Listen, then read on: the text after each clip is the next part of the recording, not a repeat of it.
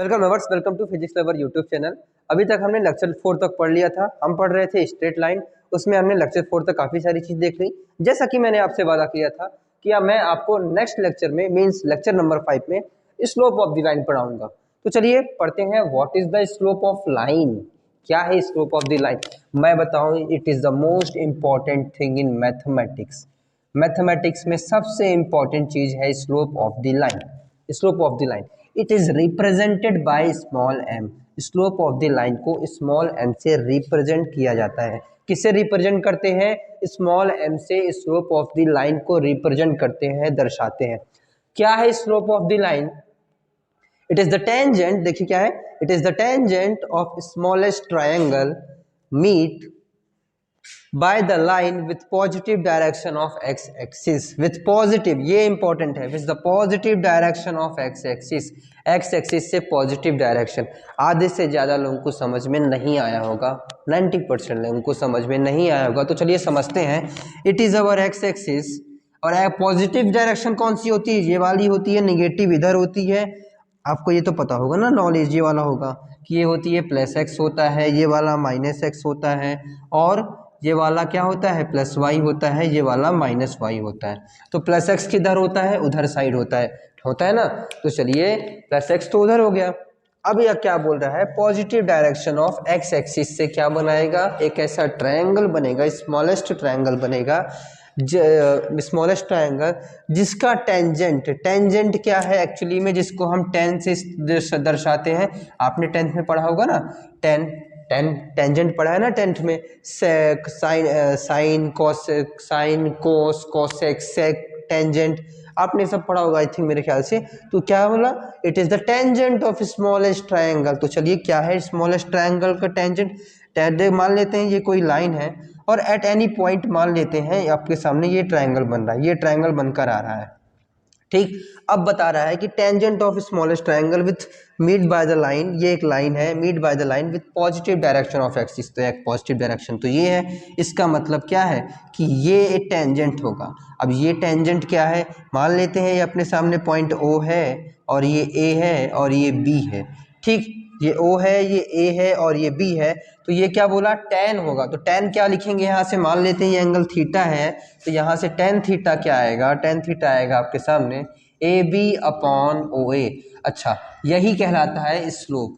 ये क्या कहलाता है? स्लोप। तो आपको ध्यान क्या रखना है? स्लोप क्या है किसी भी लाइन के लिए? टेन थीटा है। दूसरी चीज यदि कोऑर्डिनेट्स दिए होते हमको, क्या दिए होते? कोऑर्डिनेट्स। तो मान लेते हैं आपके सामने कि ये बी के जो कोऑर्डिनेट है वो है x1 y1। बी के कोऑर्डिनेट क्या है? x1 y1 एंड यहाँ पर कोई अदर पॉइंट है c जिसके कोऑर्डिनेट है आपके सामने x2 y2। क्या है? x2 y2। अब इसको मैं जस्ट आपके सामने ध्यान से दर्शा रहा हूँ, ध्यान से देखिएगा कि हाउ टू, देखिए आई थिंक आपको यहाँ पे दिख रहा होगा, ठीक है। आपके सामने ये क्या था? x1 y1, ठीक है, और ये वाला क्या था? x2 y2। अच्छा, ये लेंथ कितनी होगी आप मुझे बता सकते हैं क्या? ये लेंथ कितनी होगी? आई थिंक मैं इसको लिख रहा हूँ, ये देखिए यहाँ पर ये लेंथ होगी y1 माइनस y2। क्या मैं सही लिख रहा हूँ? ये लेंथ क्या होगी? y1 minus y2। ध्यान से देखिए ये वाली लेंथ, देखिए पूरी क्या है यहाँ पर?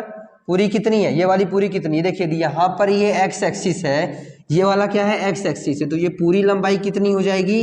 पूरी लंबाई हो जाएगी y1, और ये क्या है? y2। तो ये वाली लंबाई कितनी होगी? क्योंकि ये y2 है तो ये वाली लंबाई कितनी होगी? ये वाली लंबाई होगी आपके सामने y2। ये वाली कितनी हो जाएगी? y1 minus y2। अच्छा, उसी प्रकार ये वाली क्या हो जाएगी? ये वाली हो जाएगी x1 माइनस x2, ठीक है। मतलब ये है कि टेन थीटा को हम क्या लिख सकते हैं? ए बी, ठीक है। हमने क्या बोला था? ए बी अपॉन ओ ए, ठीक है। तो मतलब ये वाली भी लंबाई लिख सकते हैं ना। मान लेते हैं ये डी है और ये तो सी था। तो देखिए यदि आपके सामने ऐसी परिस्थिति बन रही है ना हो कि आपके सामने क्या है? ये बी है एंड ये डी है एंड दिस इज अ सी, ठीक। अब यदि ये एंगल थीटा है तो ये वाला एंगल भी थीटा होगा ना। अल्टरनेट एंगल आपने पढ़ा होगा, पढ़ा है ना अल्टरनेट एंगल। ये वाला एंगल है, सॉरी अल्टरनेट नहीं है, करस्पॉन्डिंग एंगल। ये थीटा है तो ये वाला भी थीटा होगा, इसका मतलब ये भी थीटा होगा। अब इस वाले के लिए थीटा, टेन थीटा लिखिए। टेन थीटा लिखेंगे तो क्या आएगा? टेन थीटा लिखेंगे तो आएगा B D upon C D. अच्छा, बी डी क्या है? BD क्या है y1 minus y2 and CD क्या है आपके सामने, CD क्या है x1 माइनस x2। तो फाइनली कंक्लूजन क्या निकलता है for the slope of line. I think आप ये सब नोट डाउन कर लीजिए, आई am just erasing it. I am not writing the final conclusion for the slope of the line. Slope of the line के final conclusion क्या आता है कि फाइनल कंक्लूजन ये है कि लेट सपोज ये एक्स एक्सिस है, ठीक है, एक्स एक्सिस दी हुई है आपके सामने और यहाँ से कोई भी लाइन जा रही है। इस लाइन में मुझे दो पॉइंट पता है, एक पॉइंट पता है ए x1 y1 और दूसरा पॉइंट पता है b x2 y2। तो उस केस में in that case slope of the line क्या होगी, स्लोप ऑफ द लाइन क्या होगी। तो हम ये जानते हैं, हमने अभी तक पढ़ा कि स्लोप ऑफ द लाइन क्या होती है, tan थीटा होती है। तो हम लिखेंगे slope of the line is equal to tan theta. अब हमें थीटा तो पता नहीं, यदि एक्स एक्सिस दी हुई है, थीटा दिया क्वेश्चन में नहीं दिया तो हमको दूसरी चीज भी पता है। दूसरी चीज क्या पता है कि देखिए y2 माइनस y1, देखिए यदि आप ऐसे जा रहे हैं कैसे भी लिख लीजिए, y2 माइनस y1 कर दीजिए या फिर y1 माइनस y2 कर दीजिए। लेकिन पहले यदि आप इसका कोऑर्डिनेट लिख रहे हैं तो x के कोऑर्डिनेट में भी पहले इसी का लिखेंगे। ये ध्यान रखिएगा कि यदि आप आगे यदि कोऑर्डिनेट किसका लिख रहे हैं y2, तो जब आप x के कोऑर्डिनेट की बारी आएगी तो आप x2 के ही कोऑर्डिनेट को पहले लिखेंगे। तो यहाँ से क्या हो जाएगा x2 minus x1। This is the final conclusion of the slope of the line for any condition this. I think आप इसको नोट डाउन कर लीजिए। Slope of the line is the very important thing in is the mathematics. Slope बहुत important thing है जब आपके हर chapter में काम आएगा, स्ट्रेट लाइन में, सर्कल में, कोनिक में, एंड आपके डिफरेंशिएशन में काफ़ी काम आएगा, इंटीग्रेशन में काफ़ी काम आएगा, कॉम्प्लेक्स में काम आएगा। आई थिंक आपके जो फर्दर स्टडी करेंगे कॉलेज में, एमटेक वगैरह में, बहुत ही basically slope of the line हर जगह इसका बेसिकली यूज़ होता ही रहता है किसी न किसी तरह से, किसी न किसी रूप में। तो slope of the line is a very very important thing. चलिए अब हम देखते हैं, हमने अब तक स्लोप ऑफ द लाइन पढ़ लिया है। स्लोप ऑफ द लाइन के बाद अब हम करेंगे, अब तक जितना भी हमने पढ़ा, एरिया ऑफ ट्रायंगल पढ़ा था और हमने स्लोप ऑफ द लाइन पढ़ा, कंकरेंट लाइन पढ़ा, कोलिनियर पॉइंट्स पढ़ा, उसके पहले भी काफ़ी सारी चीज़ें देखी है। उन सब के अब मिक्स्ड क्वेश्चन करने की कोशिश करते हैं। लेकिन उससे पहले एक बहुत ही simple question, find the area of convex quadrilateral whose vertices are ये। अब आप क्या सोचेंगे कि सोचेंगे आपके माइंड में आएगा कॉन्वेक्स है, कोई बात नहीं है, अब 1/2 एरिया लिखना है तो 1/2 कीजिए और क्या कर दीजिए, यहाँ पर 1 1 लिख दीजिए, 2 1 लिख दीजिए, -1 लिख दीजिए, 3 2 लिख दीजिए, 1 1 लिख दीजिए, सॉल्व कर लीजिए। ये तरीका बताया था मैंने आपको, आपके माइंड में आ गया होगा आई थिंक। हाँ, ये कुछ हद तक सही है पर थोड़ी गलती हो जाएगी इसमें, क्योंकि मैंने आपको एक और छोटी सी बात कह दी थी, लिखी नहीं थी लेकिन कही थी, वो आपको ध्यान रखना होगा। हमें क्या लेना है, ऑर्डर में लेना है। ऑर्डर में लेने के लिए हमें डायग्राम बनाना पड़ेगा। तो आपको मैंने पहले भी बात कहा था कि स्ट्रेट लाइन, सर्कल, कोनिक में डायग्राम बनाओगे आंसर जल्दी आएगा। अब यहाँ पे बताइए 1,1 पॉइंट कहाँ कहाँ होगा। ये आपके सामने पॉजिटिव एक्स एक्सिस है, ये पॉजिटिव वाई एक्सिस है, ये माइनस एक्स एक्सिस है और ये माइनस वाई एक्सिस है। एक सवाल कि 1,1 क्या होगा, तो देखिए 1,1 इसका मतलब 1,1 यहाँ पर होगा। तो मान लेते हैं ये पॉइंट ए है 1,1। अब दूसरा पॉइंट क्या है 2,-1।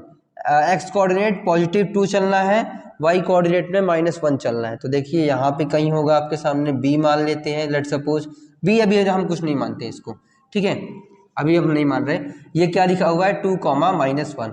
अब देखिए यहाँ पर -1 एक्स पे माइनस चलना है और वाई पे भी माइनस चलना है। तो यहाँ पे एक्स पे -1 चलिए, वाई पे -1 चलिए। तो यहाँ पे मान लेते हैं कि आपके सामने ये है -1। अब देखिए 3,2, ये 2 है तो इसका मतलब इसके आगे 3 होगा, 3। अब क्या बोल रहा है, पॉजिटिव में वाई चलना है, तो वाई चलना है, इसका मतलब ये है। तो आपके सामने 3,2। अब इससे क्वाड्रिलेटरल बनाइए। क्वाड्रिलेटरल कौन सा बनेगा आपके सामने, ये देखिए ये बन रहा है क्वाड्रिलेटरल, ठीक है। अब आप यदि इसको डायरेक्ट लिख के सॉल्व करते एरिया ऑफ ट्रायंगल, आपका जो ट्रायंगल का एरिया होगा वो गलत आएगा। अभी आपको क्या करना है, डायग्राम बनाने के बाद ये तो समझ में आ गया, ऑर्डर में लेना है तो ठीक है, इसको मान लीजिए ए, ये बी एंड ये सी एंड ये डी। अब ऑर्डर में लीजिए, पहले 1,1 ले लीजिए, फिर ए को लीजिए, फिर बी को लीजिए, फिर सी को लीजिए, फिर डी को लीजिए, फिर ए को ले लीजिए, फिर सॉल्व करेंगे। तो चलिए सॉल्व करते हैं। एरिया ऑफ द ट्रायंगल क्या होता है, can I erase it? No, अभी नहीं कर रहा हूँ इरेज। आप देखिए कैसे लिखना है, 1/2, ठीक है, दिख रहा है आई थिंक 1/2। ये वाला देखिए सबसे पहले लिख रहा हूँ a को, उसके बाद मैं लिख रहा हूँ किसको, यहाँ पर b को 3 2, फिर किसको लिख रहा हूँ 2 - 1, फिर किसको लिख रहा हूँ मैं d को -1 जिससे शुरुआत की थी उस पर अंत भी होना चाहिए। तो अंत कर दीजिए, किस पे अंत करना है आपको, 1 पे अंत कर देना है। अब इससे क्या निकालिए आप, एरिया ऑफ द ट्रायंगल। तो देखिए क्या होगा, मैंने आपको क्या कहा था, अपर क्रॉस मल्टीप्लाई कीजिए, अपर क्रॉस मल्टीप्लाई करते हैं तो 1 × 2 क्या होता है, 2 हो जाता है, प्लस फिर देखिए 3 × -1 क्या हो जाएगा, दैट इज अ -3 हो जाएगा।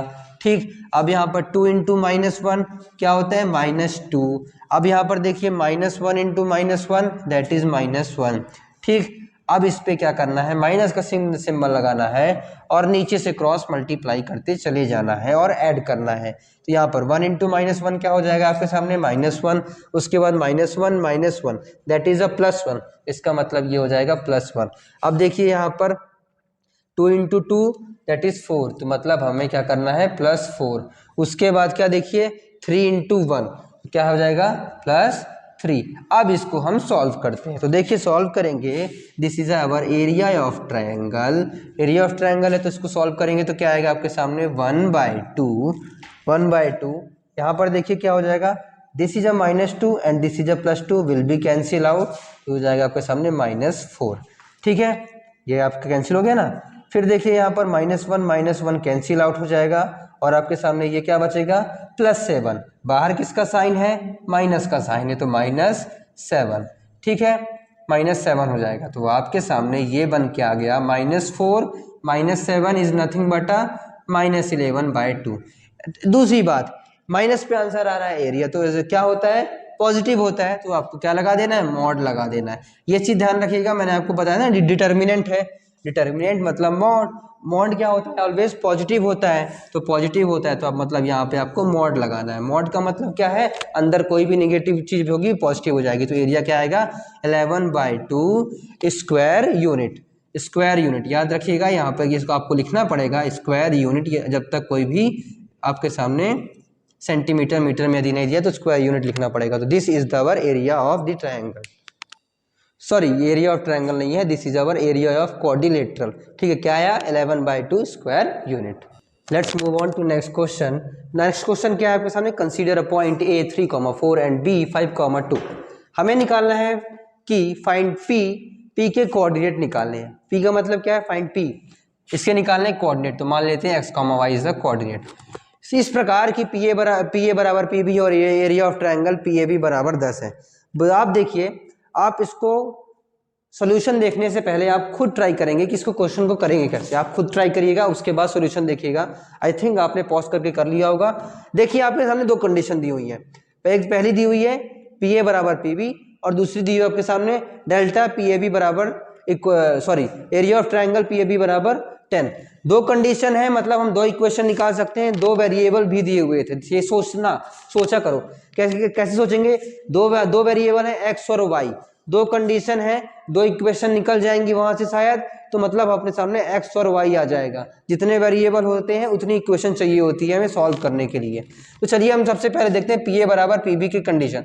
उसके पहले हम डायग्राम बनाएंगे जिससे हमको समझ में आए।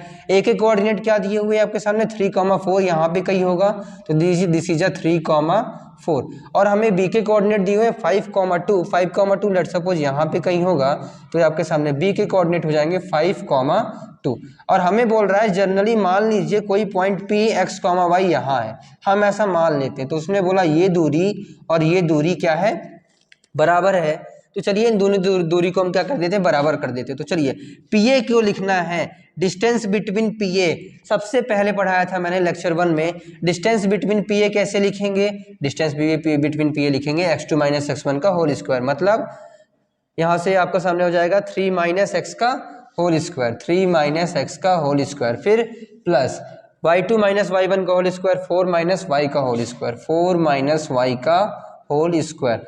अब चलिए इसको हम क्या कर देते हैं, सॉल्व करते हैं, तो आपके सामने PA बराबर हो जाएगा √9 + x² - 6x + 16 + y² - 8y।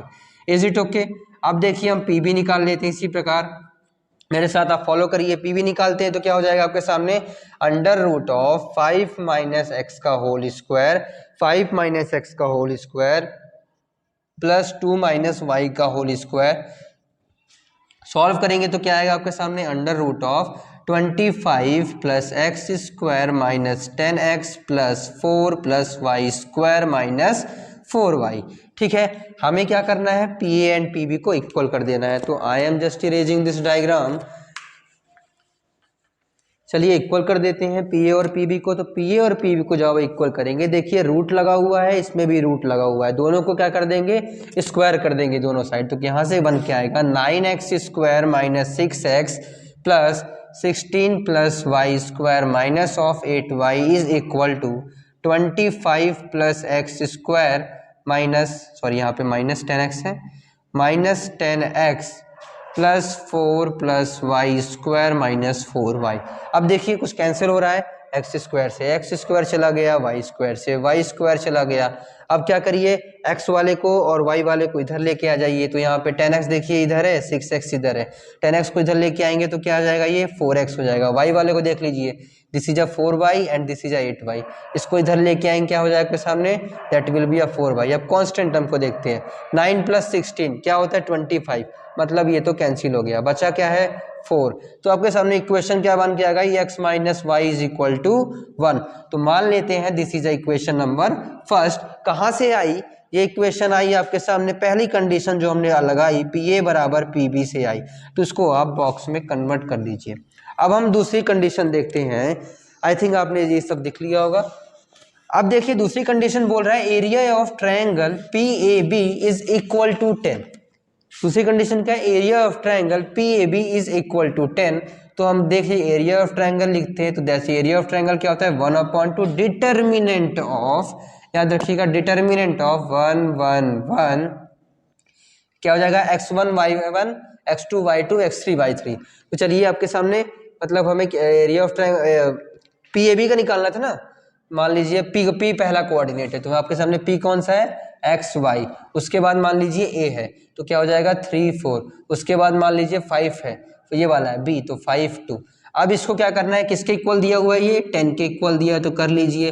अब हम क्या करेंगे, डिटर्मिनेंट को सॉल्व करेंगे। डिटर्मिनेंट को सॉल्व करने दिखाया था मैंने आपको, यहाँ से देखिए 1, ये फर्स्ट रो है, फर्स्ट रो का पहला एलिमेंट निकालिए, इसके करस्पॉन्डिंग ये क्या है, पहला रो, फिर पहला कॉलम, बचा कौन, ये बचे। इसको सॉल्व करिए, सॉल्व करेंगे तो क्या आएगा आपके सामने, 3 2 जा 6 माइनस 5 4 जा 20।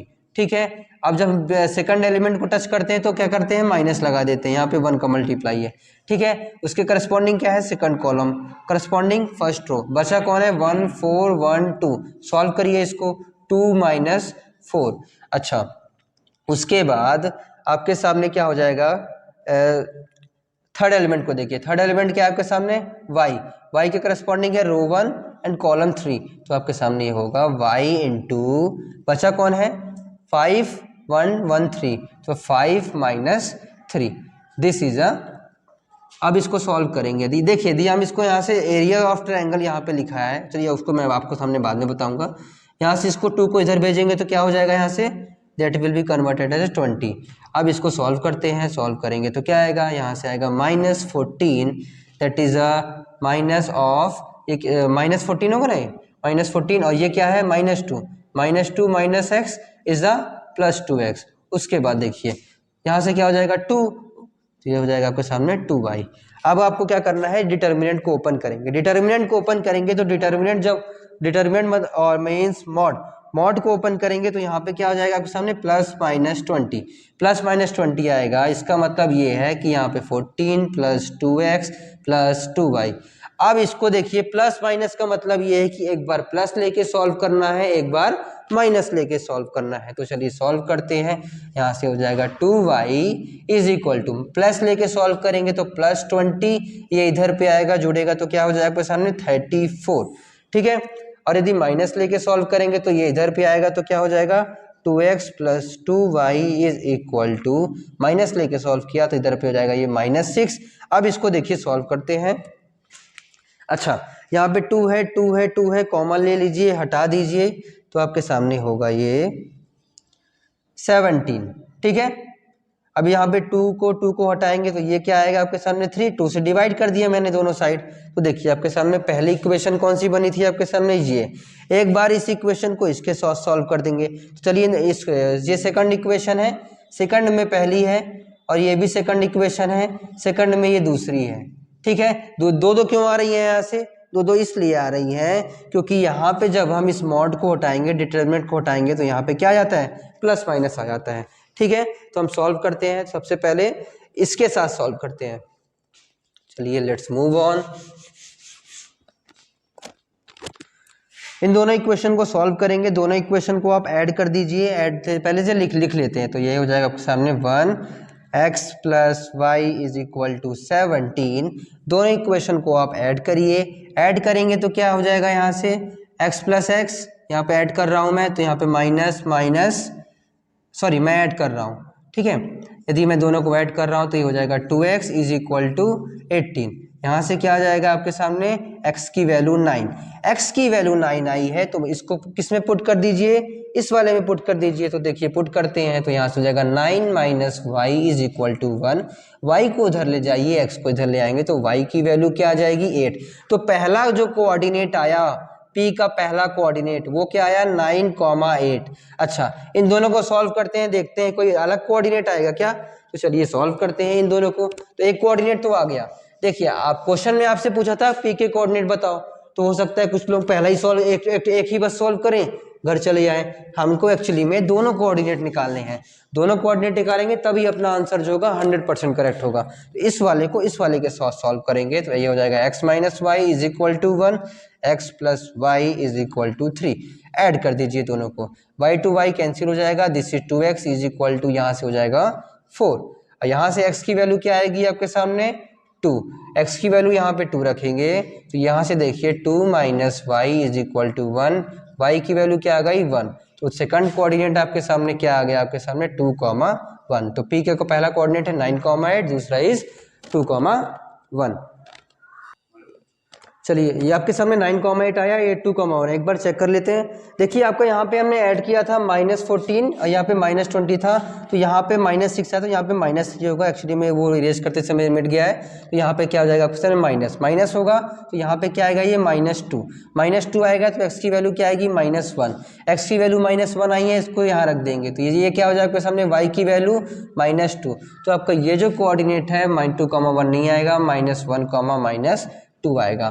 तो पहला कोऑर्डिनेट क्या आया, 9, 8, सेकंड कोऑर्डिनेट इज -1, -2। इस प्रकार दो वेरिएबल थे, दो इक्वेशन बनानी है तो सॉल्व करेंगे। ठीक है,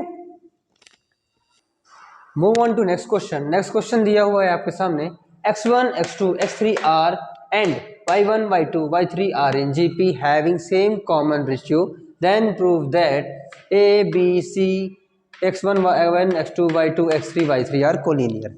ठीक है, ये दिया हुआ है।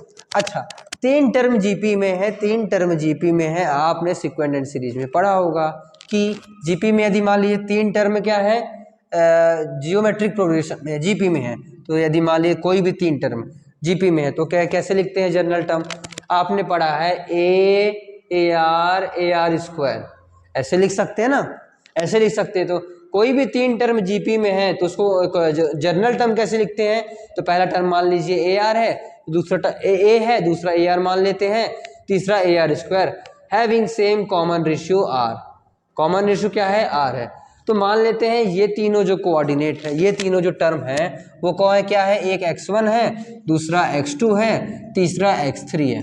ठीक है, अब उसने बोला y1, y2, y3 भी जीपी में है, तो y1, y2, y3 जीपी में है, तो BR और BR स्क्वायर मान लेते हैं। अब देखिए दोनों के लिए मैंने R क्यों माना, क्वेश्चन में दिया हुआ है सेम कॉमन रेशियो, इन दोनों का जीपी भले अलग है लेकिन क्या है, कॉमन रेशियो सेम है।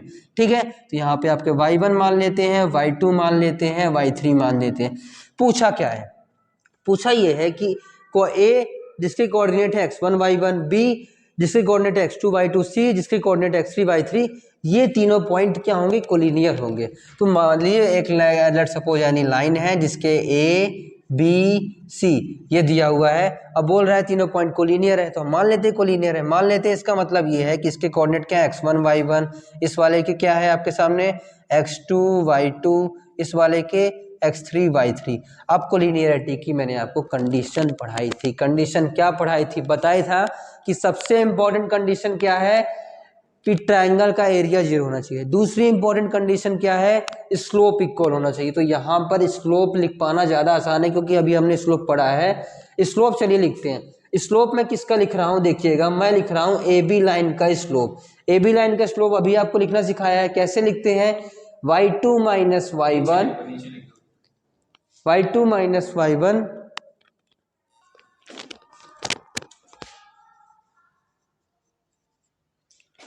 अभी आपको मैंने स्लोप लिखना सिखाया था। स्लोप कैसे लिखते हैं देखिए, y कोऑर्डिनेट को ऊपर लिखते हैं तो y2 माइनस y1, फिर क्या लिखते हैं x कोऑर्डिनेट को, तो क्या हो जाएगा x2 माइनस x1। चलिए अब बताइए आप मेरे को कि y2 क्या है? y2 क्या है? br है। y1 क्या है? b है। ठीक है। x2 क्या है? x2 है ar और x1 क्या है? a। देखिए ये है ना, y2 br है, y1 हमने क्या माना? b माना। अब इसको सॉल्व करेंगे तो b कॉमन ले लीजिए, r minus one, a common ले लीजिए, r माइनस वन।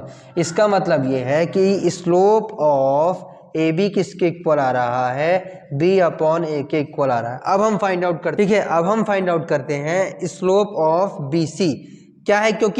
क्यों हम ऐसा कर रहे हैं? क्योंकि तीनों पॉइंट यदि एक ही लाइन में तो उनका क्या होना चाहिए? स्लोप इक्वल होना चाहिए। तो slope of B C find out करेंगे।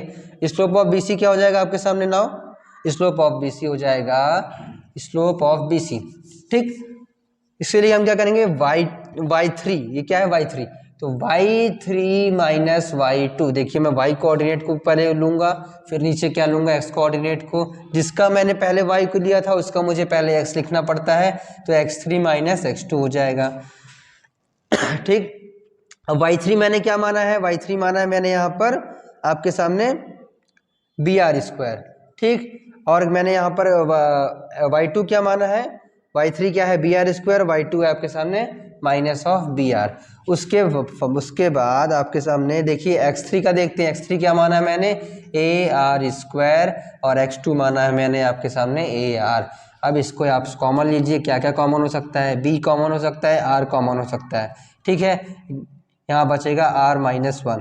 यहाँ से क्या कॉमन हो सकता है? a कॉमन हो सकता है, r कॉमन हो सकता है, बचेगा r minus one. r minus one, r minus one cancel, r से r cancel, is equal to b upon a आ गया। इसका मतलब ये है कि स्लोप ऑफ बी सी भी क्या आया? b upon a। और हम जानते हैं कि यदि slope of A B is equal to slope of B C है, इसका मतलब तीनों पॉइंट ए बी सी क्या है? कोलिनियर पॉइंट है। Hence it is proved with the help of slope method.